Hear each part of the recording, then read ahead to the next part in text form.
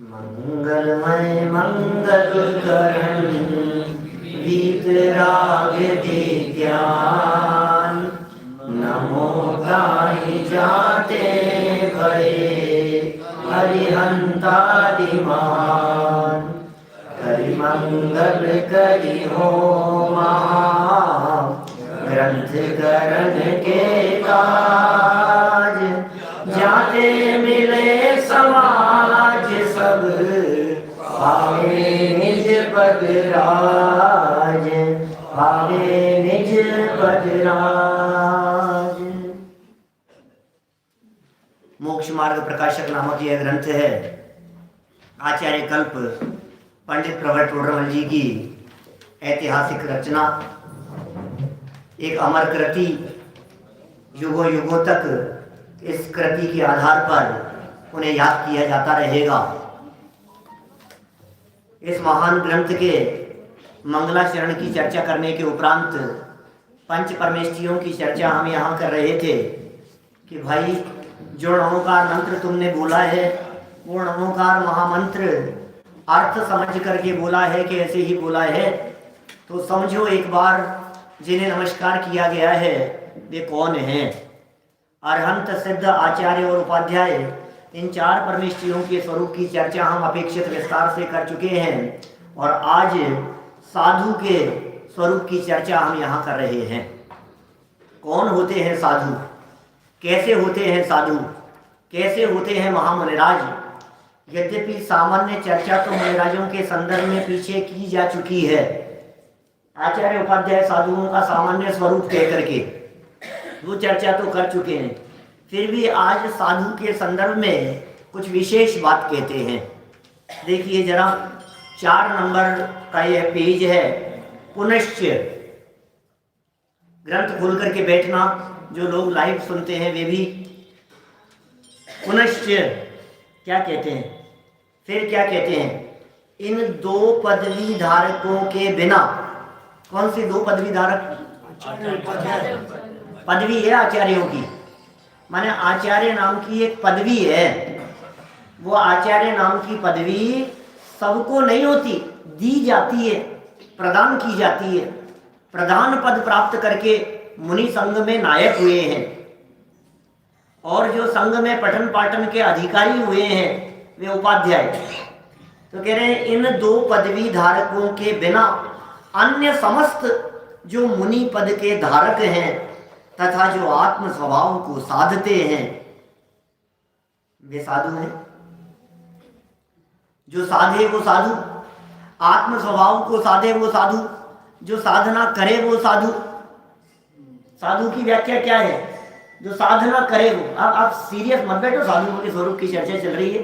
5-7 दिन से अपन देख रहे हैं कि सब लोग जो हैं वो बिल्कुल, क्योंकि लाइव चलता है ना तो ऐसा लगता है कि कुछ बोले नहीं तो ऐसा नहीं है। आपको कोई विकल्प आए तो विशेष बात हो तो ही बोलना। आपको कोई विकल्प आए तो आप जरूर बोलें, लेकिन बिल्कुल सीरियस बन करके नहीं बैठे, है ना।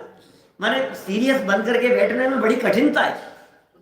मैं इसलिए कह रहा हूँ कि मुनिराजों का जो जीवन बतलाया जा रहा है, ये मुनिराजों का जीवन बहुत सहज होता है। वो कार्यक्रमों में बंधते नहीं है, वो आयोजनों में बंधते नहीं है, वे टाइम के पाबंद नहीं होते।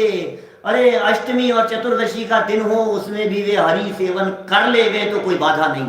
उनके अष्टमी और चतुर्दशी को हरि सेवन का त्याग नहीं होता। क्या बात कर रहे हो साहब, मुनिराज के अष्टमी चतुर्दशी के हरि सेवन का त्याग नहीं है कि हाँ नहीं है, लेकिन सुनो जीवन में कभी ऐसा प्रसंग बनता नहीं है कि अष्टमी चतुर्दशी को हरि खाने में आ जाए। उसका कारण क्या है? श्रावक ही नहीं खाएगा तो श्रावक तो नहीं खाता है ना अष्टमी चतुर्दशी को हरि, तो जो स्वयं खाएगा नहीं वो बनाएगा कैसे? और जब वो बनाएगा नहीं तो मुनिराज को आहार देगा कैसे? तो मुनिराज के अपने आप पलता है। मुनिराज अतिथि होते हैं, तिथि नहीं होती, तिथि में बंधते नहीं। कैलेंडर देखते रहेंगे। हम आप जैसे लोग जिन्हें पता है कि अभी 3 दिन पहले ये तिथि आई थी, उसके बावजूद भी कैलेंडर देखे बिना हम इस बात को कंफर्म नहीं करते कि आज चतुर्दशी है कि अष्टमी है। कौन सी तिथि घट गई बढ़ गई। अब जिनके पास कैलेंडर नहीं है, अब वो तिथियों का हिसाब किताब रखते रहेंगे, अब वो घड़ी देखते रहेंगे। सूर्योदय से चलते हैं, सूर्योदय हुआ, अब उसके बाद में इतना समय सामयिक का है तो सामयिक करेंगे, लगभग इतना समय हो गया तो आहारचर्या के लिए निकल जाएंगे। ऐसा है, अतिथि है। सच में आपने जिन मेहमानों को बुलाया है ना, वो अतिथि नहीं है घर पे। जिनके आने की तिथि निश्चित हो वो अतिथि नहीं हो सकते। अतिथि, अतिथि कौन? बिना बुलाए आए।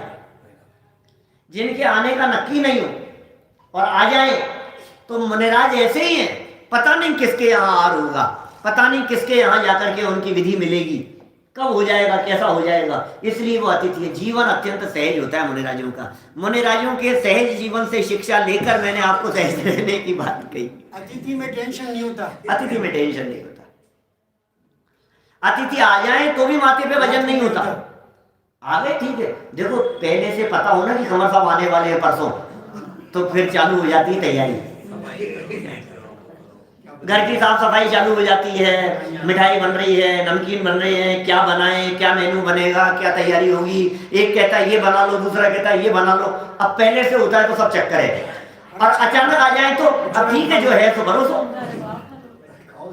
यही सहजता है, जो है सो है। मुनिराजों का कैसा सहज जीवन होता है। धन्य मुनिराज का जीवन, धन्य मुनिराज की समता, धन्य मुनिराज का धैर्य है, कैसे शांत उनका जीवन होता है, सहज जिनका जीवन होता है। अंतरोन्मुखी वृत्ति वाले, ज्ञान ध्यान और साधना तप में लीन रहने वाले, विषयाशातीतो निरारंभो परिग्रह, ज्ञान ध्यान तपो रक्तस तपस्वी स प्रशस्यते। समंत भद्राचार्य कहते हैं ज्ञान में, ध्यान में, तप में लीन रहने वाले ऐसे हमारे महामुनिराज। गुरुदेव तो कितनी बार प्रवचनों में कहा करते थे, हम तो उनके दासानुदास हैं, दिगंबर संतों के दासानुदास हैं। सिद्धों की तलेटी में बैठ करके वे दिगंबर मुनिराज विचरण किया करते हैं। जहां बैठे हो ऐसा लगता है अरे मुक्ति मार्ग साक्षात मुक्ति का मार्ग है। वे दिगंबर मुनिराज जिन्हें देख करके जगत के जीवों को इस बात का पता लगता है कि सच्चा सुख क्या होता है। हे गुरुवर शाश्वत सुख दर्शक, यह नग्न स्वरूप तुम्हारा। देखो पैसे वालों को देख करके पता नहीं लगता कि शाश्वत सुख इसमें है, क्योंकि एकदम मार्केट जब गिरता है ना तो पसीने छूटते हैं, 12 बज जाते हैं चेहरे पर, बात करते करते एकदम फोन आ जाए ना तो घबराहट हो जाती है। और वे मुनिराज जिनके स्वरूप को देखने मात्र से जगत के जीवों को पता लगता है क्या होता है सुख, सुख किसे कहते हैं, सच्चा सुख क्या है, सच्चे सुख का स्वरूप क्या है, इस बात का पता लगता है उन मुनिराज को देखने मात्र से। कैसे हैं हमारे महामुनिराज, हम कितने भाग्यशाली हैं जो हमने ऐसे कुल में जन्म लिया जहां इनकी पूजा की जाती है। ये कह रहे हैं यहाँ देखो क्या कहा, पदवी के धारक, इन पदवी के बिना, 2 पदवी के बिना, आचार्य पदवी नहीं है, उपाध्याय पदवी नहीं है, समस्त मुनि पद के धारक तथा जो किसको साधते हैं भाई साहब, किसकी साधना करते हैं मुनिराज जी, स्वभाव की साधना करते हैं, रिद्धियों की साधना नहीं करते, मंत्रों की साधना नहीं करते। ध्यान देना जैन साहब, अरे साहब लगे हैं साहब इसकी साधना करने में, आप क्या कर रहे हो आजकल, उसकी साधना कर रहे हैं, भक्तामर की साधना की बात कर रहे हैं, कोई मंत्रों की साधना करते हैं, रिद्धियों की साधना करते हैं, इस सिद्धि में लगे हुए हैं। एक बार यदि इसकी साधना हो गई तो फिर देखना ऐसा प्रकट होगा, आकाशगामिनी विद्या प्रकट हो जाएगी, अमूर्ति हो जाएंगे, अदृश्य हो जाएंगे, ऐसी रिद्धि है इनके पास में प्रकट की है इन्होंने। सुनो, साधना तो आत्म स्वभाव की करते हैं, रिद्धियां तो बोनस में उनके चरणों में आकर के लौटती है। आ जाए तो ठीक, नहीं आए तो आ जाए तो ठीक, नहीं आए तो ठीक। इन रिद्धियों की परवाह नहीं होती मुनिराजों को, हमें नहीं चाहिए रिद्धियां, हम क्यों देखेंगे रिद्धियां, बोलो, प्रयोग ही नहीं करते, प्रयोग ही नहीं करते इन रिद्धियों का, जरूरत नहीं है इन रिद्धियों की, उनको ही पता नहीं पड़ता कि ये रिद्धियां हमारे में। बराबर। जो लोग लाइव सुनते हैं ना उनसे भी कहना चाहता हूँ, कोई प्रश्न हो तो लिख करके भेजना, मेरी स्क्रीन पर आता रहता है, मैंने वो दिखता रहता है प्रश्न। आपका कोई प्रश्न हो तो सामने वाले तो पूछ ही सकते हैं, और जो वो हो वो भी पूछ सकते हैं, पता लगता है। देखिए क्या कह रहे हैं यहाँ, आत्मा को साधने वाले साधना कर रहे हैं, गृहस्थ को नहीं लिखा आत्म स्वभाव की साधना करने वाले, मुनिराज होते हैं स्वभाव की साधना करने वाले। जैसे अपना उपयोग पर द्रव्य में इष्ट अनिष्ट पना मानकर फंसे नहीं वे भागे नहीं, वैसे उपयोग को सधाते। देखना, उपयोग माने चित्त, उपयोग आपका मन, ये जैसे भागे नहीं वो काम करते हैं। समझ में आ रही है बात? मन इतना चंचल है, इसकी गति जगत में सबसे तीव्र कही गई है। मन से ज्यादा चाल और गति दुनिया में किसी की नहीं है।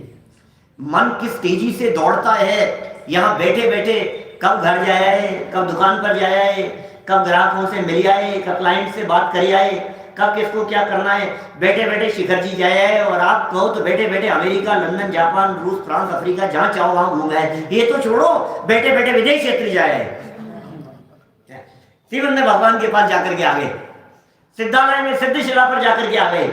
ऐसा होता है, मन आ भी गया, हमने जो कहा वो बात आपके उपयोग में आ गई। लेकिन मुनिराज का जीवन कैसा है, उपयोग को सधाते हैं। पर द्रव्यों में इष्ट अनिष्टपना मानकर फंसे नहीं, फंसते नहीं। इसका मतलब पर द्रव्यों में इष्ट अनिष्टपना मानना फंसना है। ये जाल बिछाते हैं, ये पर द्रव्य, ये जो नौकर है ना पुण्य पाप के उदय वाले, ये ऐसा जाल बिछाते हैं कि जिसमें ये जीव फंस जाता है। और ये कितना अच्छा दिख रहा, मजा आ गया यार, उपयोग फंस गया वहां। आप समझ रहे? टीवी की स्क्रीन यदि सामने चल रही है तो आपका उपयोग वहां फंसे बिना रह नहीं सकता, ऐसे फंसाते हो। आप या तो नहीं चले तब तक तो ठीक है, और आप उसके सामने बैठ गए तो वो ऐसा चलेगा, क्या करे, अब क्या हो रहा है, अब क्या हो रहा है, अब क्या हो रहा है, अब आगे, अब आगे, अब आगे, आपका उपयोग उसमें फंसा रहेगा। मुनिराज फंसाते नहीं, इष्ट मान करके भी नहीं फंसाते, और अनिष्ट मान, दोनों में ही फंसता है। अनिष्ट में भी उपयोग फंसता है और इष्ट मानने में भी उपयोग फंसता है। और मुनिराज इष्ट और अनिष्ट मानते नहीं है पर द्रव्यों को, इसलिए उनका उपयोग वहां फंसता नहीं है। तो फिर करता क्या है? तो क्या करे, और जैसे भागे नहीं, उपयोग भागता है। देखो भाई, जंगल की जो परिस्थितियां हैं, बाहर की जो परिस्थितियां हैं, वे अलग प्रकार की परिस्थितियां होंगी।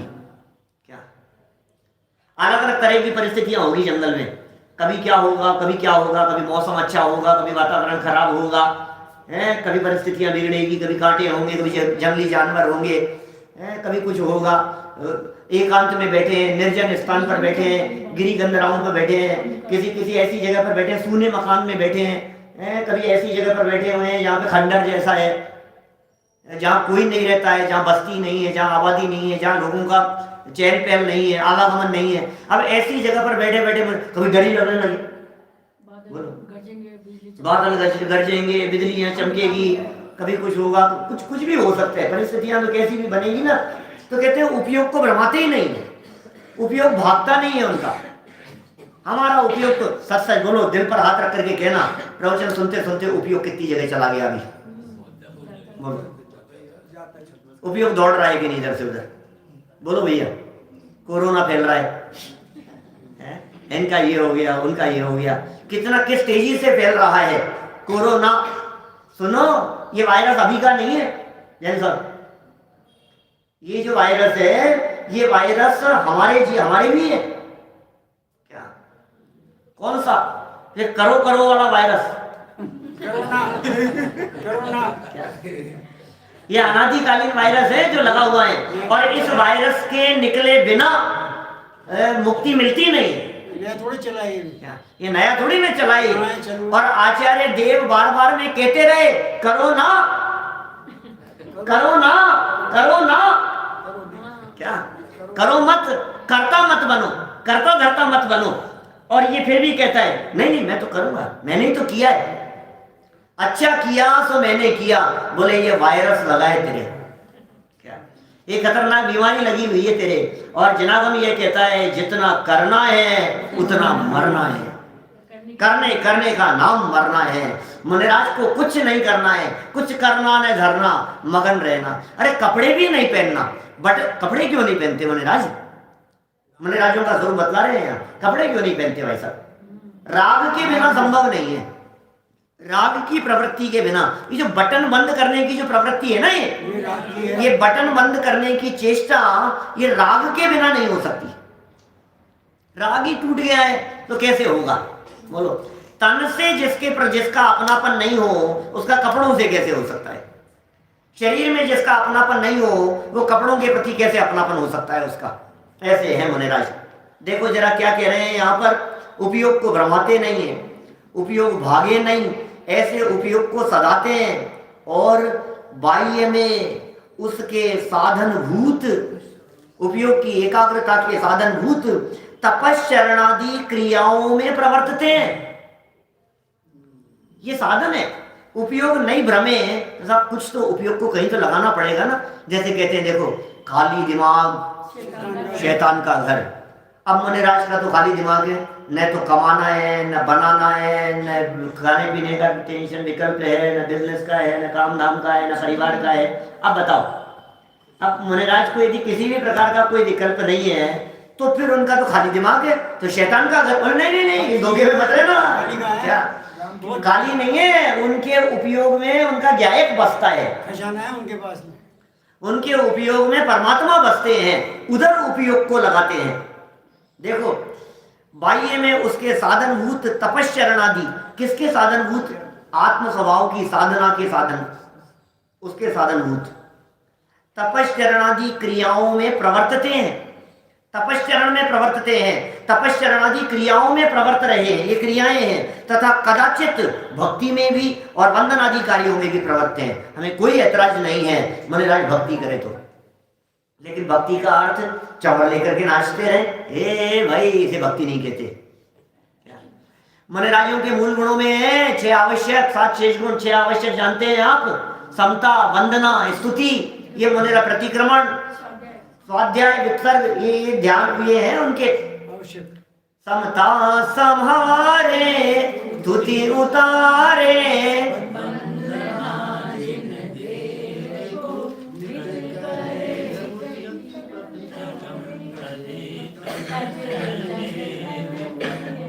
देखो हमारे सामने लिख के भेजा, उपयोग एक जगह पर टिकता ही नहीं। सच्ची बात है, जिनको अवलंबन नहीं होता है उनका उपयोग एक जगह पर टिकता नहीं, और जिन्हें अवलंबन मिल जाता है उनका उपयोग फिर भटकता नहीं। आप समझ रहे? आपके पास में यदि कोई काम नहीं है तो आपका उपयोग भटकता रहेगा, और आपने यदि किसी एक जगह पर उपयोग को लगाया है तो फिर वो उपयोग दूसरी जगह भटकेगा नहीं। सुनो, रुचि की चीज होनी चाहिए। डोसे खाते समय आपके मन में जलेबी की नहीं आती, कचौरी नहीं दिखती है आपको डोसे खाते समय, आपका मन उसमें रम रहा है, अभी तो एक और आने दो, अभी तो डोसे डोसे दिख रहे हैं आपको। देखो आप अभी उपयोग दूसरी तरफ कब जाता है, मन नहीं लग रहा है यार कुछ और होता, अच्छा नहीं लग रहा है कुछ और होता, तो फिर उपयोग भ्रमता है। सबसे कठिन काम है। चलिए भक्ति भी करेंगे। देखो छैराला की लाइनें हैं, समता समारे, स्तुति उचारे, वंदना जिन देव को, नित करे श्रुत रति, करे प्रतिक्रम, तजे तन मेव को। ये काय उत्सर्ग, शास्त्र, स्वाध्याय, प्रतिक्रमण, समता, वंदना, स्तुति, ये आवश्यक है, प्रतिदिन करने योग्य काम। लोग ये कहते हैं मुनिराज के पास में काम क्या है भाई साहब, ठाले तो बैठे, ठाले बैठे बैठे कर। अरे भाई तुम्हें ठाले दिखाई देते हैं, उनके पास में काम बहुत है, उनके पास में काम बहुत है। कि मन कैसे लगता होगा, कोई बात करने वाला ही नहीं बगल में, उनका मन कैसे लगता होगा कि सुन सुन, मन बहुत लगता है उनका। क्यों? क्षण क्षण में अंतर्मुख हो, सिद्धों से बातें करते हैं, सिद्ध परमात्मा से बातें कर रहे हैं। ऐसे हैं मुनिराज।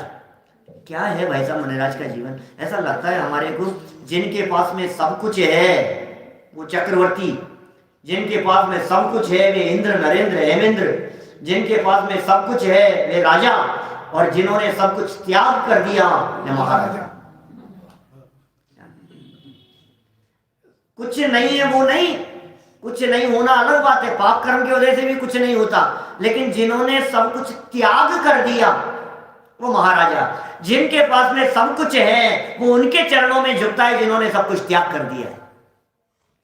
त्याग की महिमा है, वैराग्य की महिमा है। ये तो महिमा नीचे बताने वाले हैं। ये मुनिराजों की महिमा भी बताएंगे, ज्ञानियों की महिमा भी बतलाएंगे, इनके पूज्यत्व के कारण की बात करेंगे। देखो, ऐसी आत्म स्वभाव के साधक, ऐसे स्वभाव के साधक साधु हैं, उनको हमारा नमस्कार हो।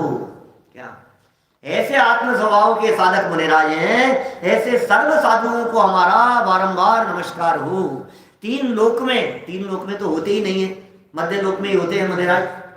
मध्य लोक में भी 2.5 द्वीप में ही होते हैं, 2.5 द्वीप के बाहर तो मुनिराज होते नहीं है।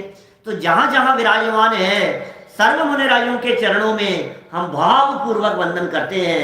हे मुनिराज, आप जैसा बनने की भावना है, आप जैसा बने, क्योंकि सच्चे सुख की प्राप्ति आप जैसी अवस्था को धारण किए बिना नहीं होती।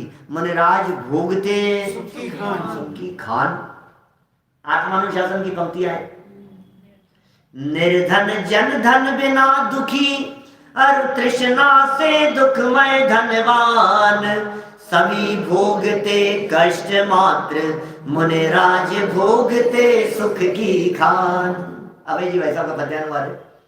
सभी भोगते कष्ट, धनवान हो चाहे निर्धन हो। बोलो, कोरोना वायरस जो चल रहा है जगत में, गरीबों के लगेगा कि धनवान के लगेगा? है?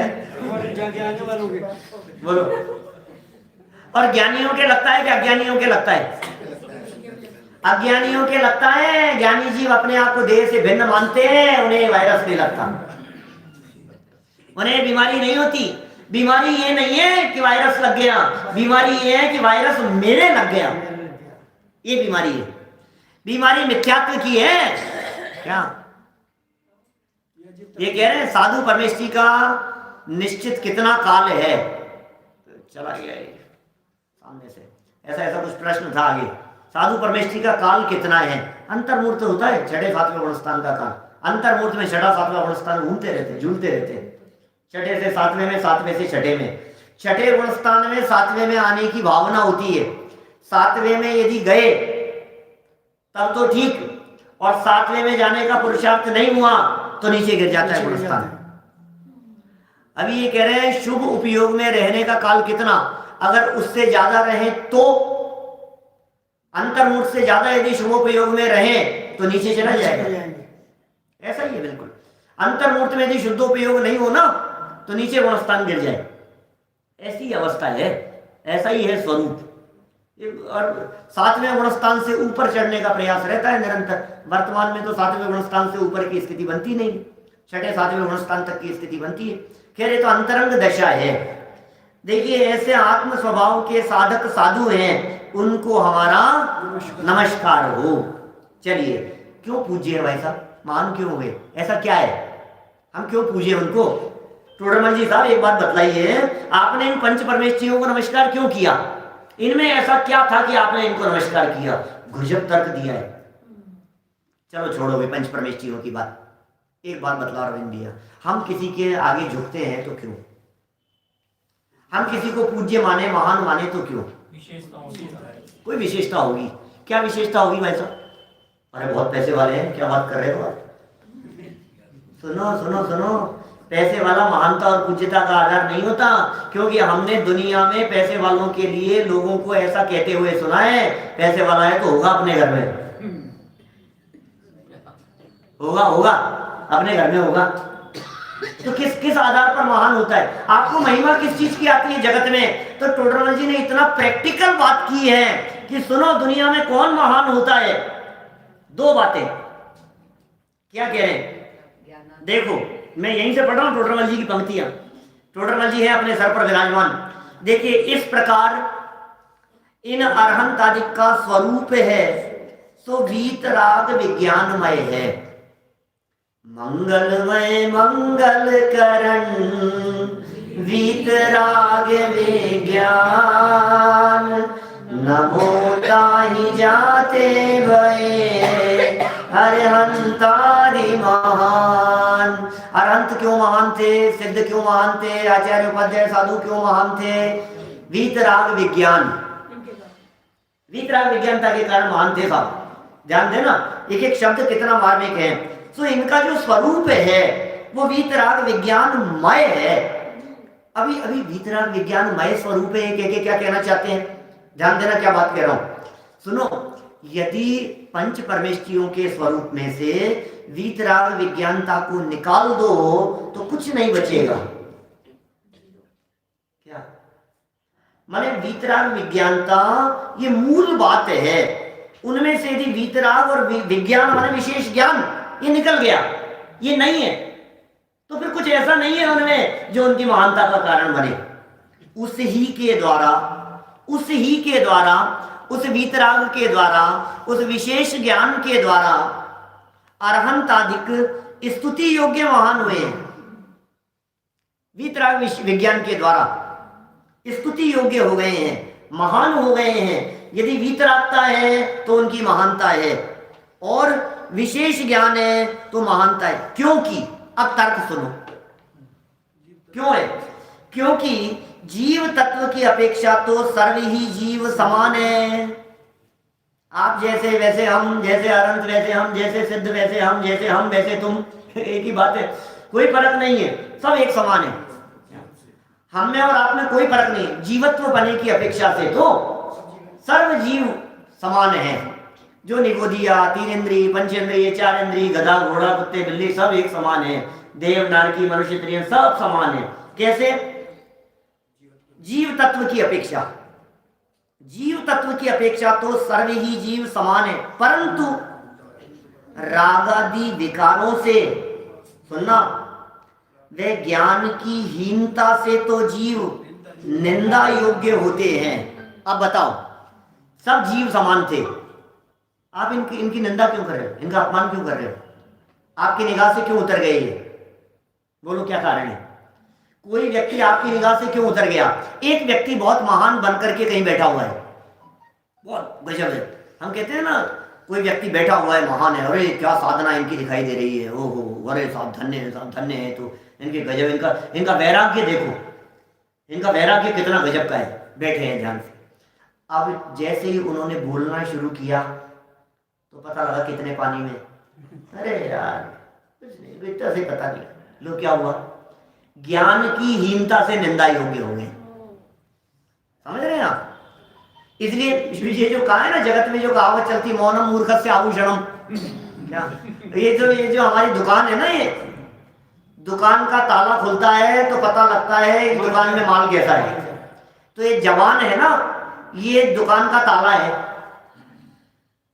अब ये जवान रूपी ताला खुलता है तो पता लगता है अंदर में माल क्या है। तो जवान से पता लगता है अंदर में ज्ञान कैसा था, और ज्ञान की हीनता दिखती है, और क्या होता है कि निंदा का पात्र हो जाए। अरे कुछ दम नहीं है यार, हम तो इतना समझ करके गए थे उनके पास में, कुछ दम नहीं, इतनी सी अकल नहीं है, इतना सा समझ नहीं है, इतनी सी बात नहीं आती उनको। तो ज्ञान की कमी से हीन हो जाता है व्यक्ति, निंदा योग्य हो जाता है, एक पॉइंट। अब दूसरा देखो, अरे यार क्या गजब ज्ञान है यार इनका, क्या बोलते हैं यार, गजब भाई साहब, ज्ञान देख करके दंग रह जाते हैं, आप दांतों तले उंगली दबा लिया आपने, क्या ज्ञान है इनका। आप स्तुति कर रहे हैं उनकी ज्ञान के आधार पर, और इतने देर में क्या हुआ, गुस्सा करने लग गए, तो सब पानी फिर गया उनके ज्ञान पे, रागादि से निंदा योग्य हो गया। आप समझ रहे हैं? आपका गुस्सा आपके ज्ञान पे पानी फेर देता है। दो चीजें चाहिए, दो बातें कही है यहाँ। व्यक्ति निंदा योग्य क्यों होता है?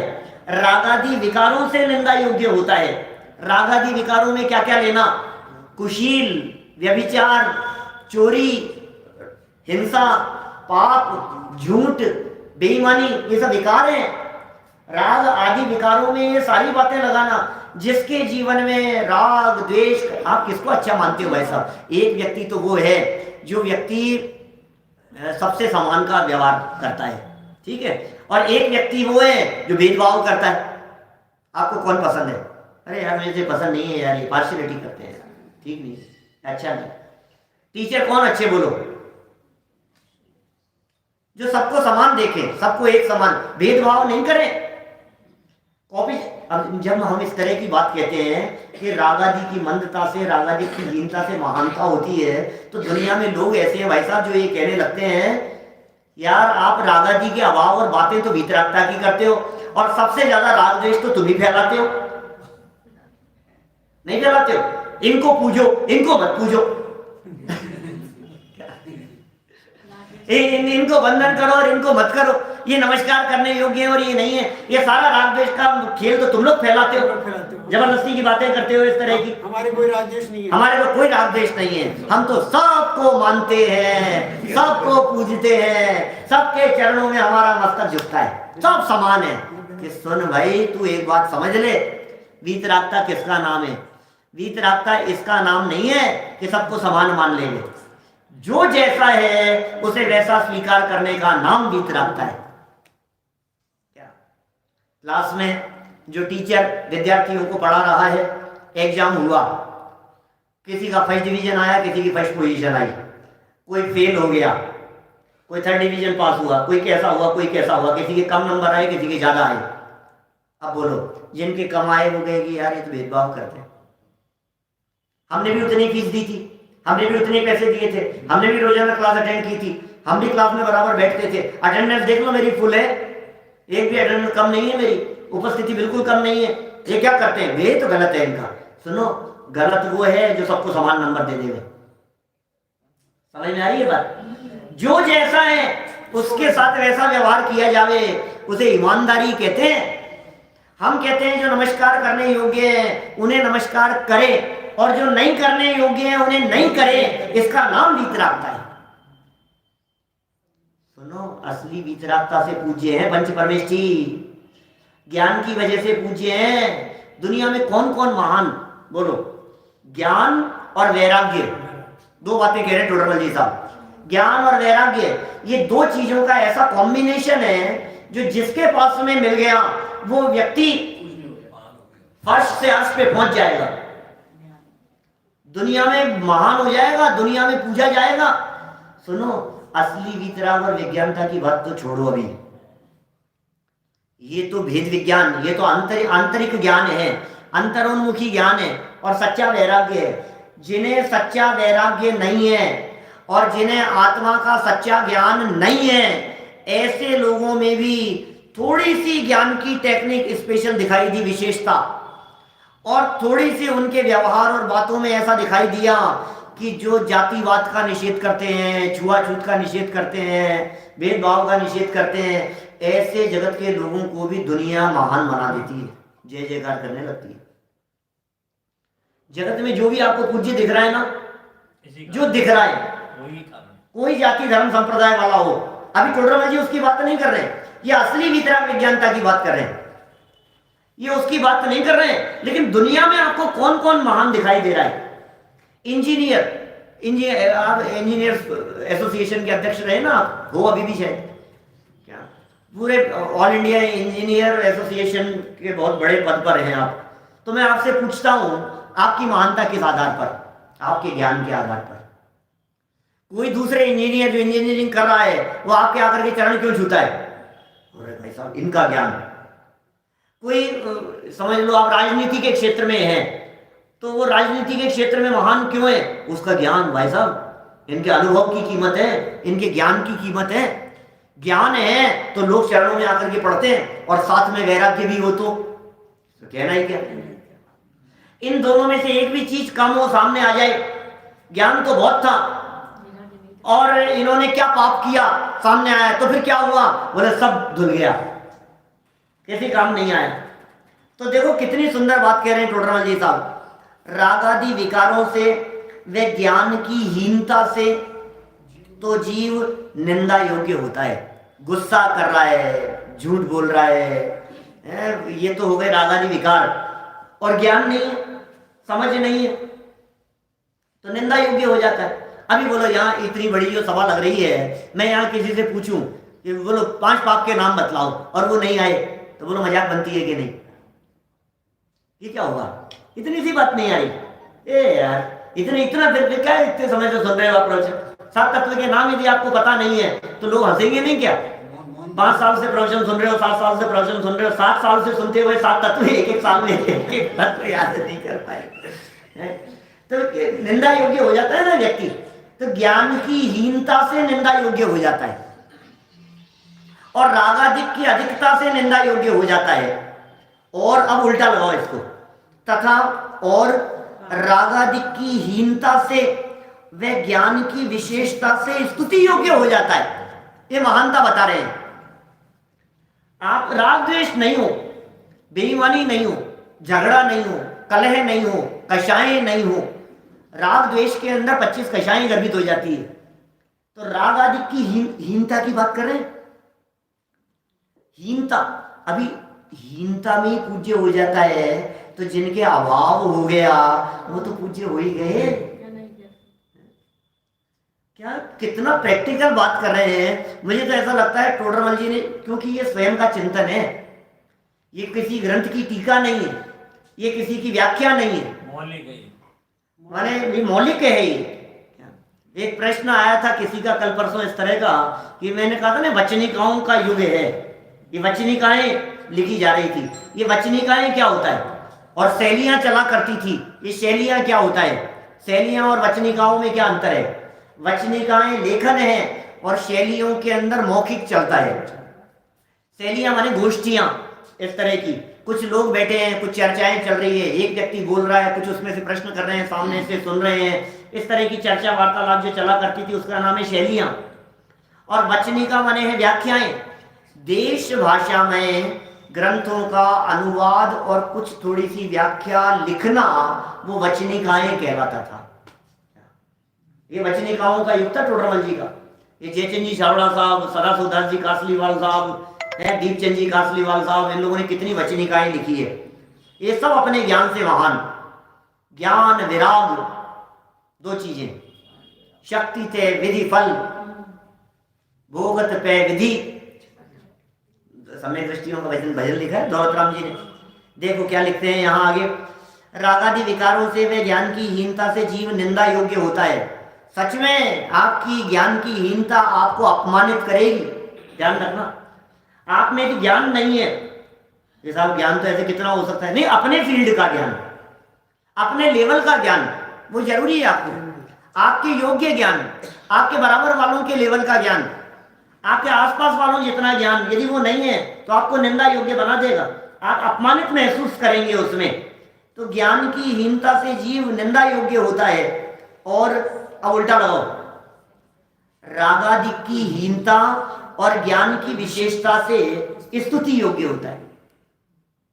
आप चाहते हो हर व्यक्ति सोचता है मेरी चले, हर व्यक्ति सोचता है मैं महान बन जाऊं, हर व्यक्ति सोचता है कि यार मैं तो सुन, ज्ञान की आराधना में लग, सुन, रागादि की मंदता की कोशिश कर, अभाव की कोशिश कर, तो मंद होकर के रहेंगे। रागादि विकारी भाव यदि तेरे में मंद और अभाव को प्राप्त होते चले जाएंगे, ज्ञान यदि विशेष बढ़ता चला जाएगा, तो समझ लेना तू आगे बढ़ता चला जाएगा। आप किसी दोस्त से व्यवहार करें, अरे सुनो, दुकान पर भी यदि आप ग्राहकों में भेदभाव करते हो तो ग्राहक आपकी निंदा करते हैं, अरे यार शक्ल देख करके रेट लगाता है वो, तो क्या होगा बोलो? ये निंदा योग्य हो गया। और लोग प्रशंसा करते हैं, नहीं नहीं, आप बच्चे को भी वहां भेज दो और बड़ा भी वहां जाए, कोई भी जाए, वो कोई फर्क नहीं, तो उसकी महिमा होती है। फिक्स रेट, ये समझ में आ रही है? मतलब कितने प्रैक्टिकल बात कर रहे हैं टोडरमल जी। गांधी जी को लोग क्यों महान कह रहे हैं? छुआछूत का निषेध किया, जातिवाद का निषेध किया, जो इन चीजों पर बल देते हैं वो महान हो जाते हैं। ज्ञान की विशेषता दिखाई देती है, थोड़ा बहुत वैराग्य जैसा दिखाई देता है, त्यागी व्रति जैसे दिखाई देते हैं, वेश की पूजा होती है, लेकिन अकेला वेश नहीं, वेश और ज्ञान नहीं हो, ज्ञान हो और संयम नहीं हो, ये कॉम्बिनेशन है दोनों का। ये दोनों का जोड़ा जहां मिलेगा वो अपने आप महान बन जाएगा। देखिए, तो ज्ञान की विशेषता से और रागादि की हीनता से स्तुति योग्य हो जाते हैं। साध्य कोशिश करते रहो ज्ञान बढ़ाने की, जहां मिले वहां। मैं तो कहता हूं हमारे विद्यार्थियों को, रेंचो बन जाओ जहां से मिले। ये दुनिया एक खुली पाठशाला है। वीर सागर जी वैसा का एक प्रवचन है, जगत एक खुली पाठशाला है। कई जगह भी उन्होंने वहां भी लिया, बाहर भी कहाँ लिया था, अपने नागपुर में या कहीं चला है। जगत एक खुली पाठशाला है, हर जगह सीखने को मिल रहा है, हर जगह समझने को मिल रहा है। जहां बैठो ज्ञान लेते रहो, जिस परिस्थिति में हो ज्ञान लेते रहो। यहां भी तो किया था हमारे किसी विद्यार्थी ने। सब कुछ सीखने को मिल रहा है आपको, हर परिस्थिति से सीख रहा है, हर परिस्थिति से सीख रहा है। गाड़ी स्टार्ट नहीं हो रही तो सीख रहा है, गाड़ी चला रहा है तो सीख रहा है, रोड क्रॉस कर रहा है तो सीख रहा है, दूसरे का एक्सीडेंट हो गया तो सीख रहा है, पाप कर्म का उदय आ गया तो सीख रहा है, जैसी परिस्थितियां बन रही है, बाल सफेद हो गए तो सीख रहा है। जहां जहां जो देख रहा है हर चीज से सीख रहा है। आपके बैठने से सीख रहा है, आपके हंसने से सीख रहा है, आपके बोलने से सीख रहा है, दूसरे की निंदा से सीख रहा है, हर जगह सीख रहा है। सीखते रहो, आप समझते रहो, जिज्ञासा होनी चाहिए। सीखने के प्रति आप में ललक होनी चाहिए, उत्साह होना चाहिए। मुझे सीखना है, मुझे समझना है, हर चीज को देख देख कर ये कैसे कर रहा है, ये कैसे कर रहा है। लेकिन सुनो, तो भी टोडरमल जी ये कह रहे हैं ज्ञान की कीमत नहीं है, भेद विज्ञान की कीमत है। क्या कह रहे हैं? कीमत ज्ञान की नहीं है, कीमत भेद विज्ञान की है। कीमत लौकिक ज्ञान की नहीं है, कीमत अंतरोन्मुखी ज्ञान की है। अंदर के ज्ञान की कीमत है भाई साहब। ज्ञान सम्यक हो, माने ज्ञान बढ़ाना नहीं, ज्ञान की निर्मलता चाहिए। देखिए, सो अरहंत सिद्धों के तो इनके पूज्यत्व के कारण की चर्चा चल रही थी। सो अरहंत सिद्धों के तो संपूर्ण रागादिक की हीनता है।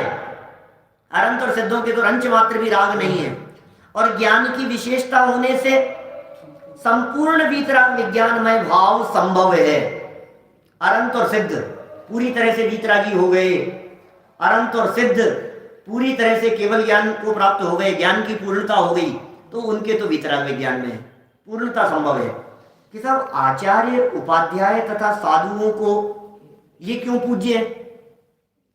नमोकार मंत्र में आचार्य उपाध्याय साधुओं को वंदन क्यों किया? अरहंत और सिद्ध तो वीतराग विज्ञान में है। आचार्य उपाध्याय साधु बोले सुन सुन, उनको भी एक देश रागादिक की हीनता और ज्ञान की विशेषता होने से एक देश वीतराग विज्ञान संभव है। आचार्यों के जीवन को देखो, उपाध्यायों के जीवन को देखो, साधुओं के जीवन को देखो, रागी नहीं मिलेंगे आपको।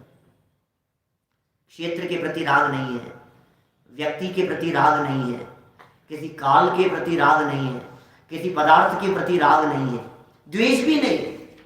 ये हीनता दिखाई दे रही है। चाहे घर में रहे, चाहे वन में रहे, जो निज में समाये रहते हैं, सब काम जगत के किया करे, नहीं राग किसी से।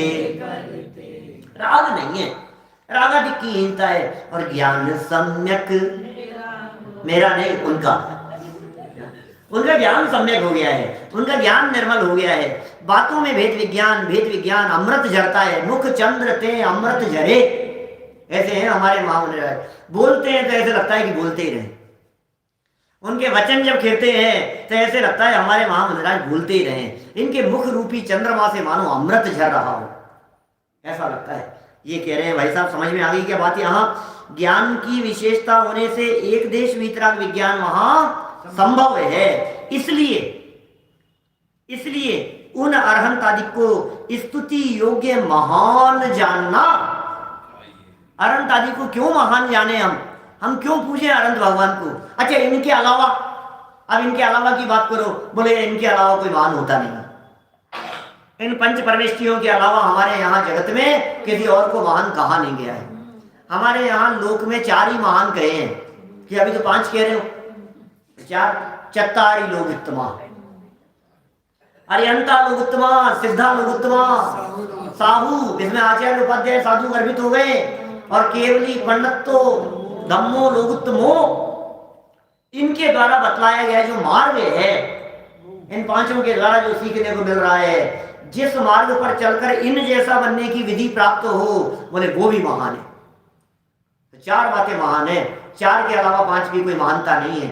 सुनो, वीतराग विज्ञान की बात कर रहे हैं। इस वीतराग विज्ञान से महानता होती है, इसलिए हमारे शिविर वीतराग विज्ञान है, हमारी पाठशालाएं वीतराग विज्ञान है, हमारे आयोजन वीतराग विज्ञान में है। जहां देखो वहां हमारी मैगजीन का नाम वीतराग विज्ञान है। ये वीतराग विज्ञान, ये महिमा वीतराग विज्ञान की है।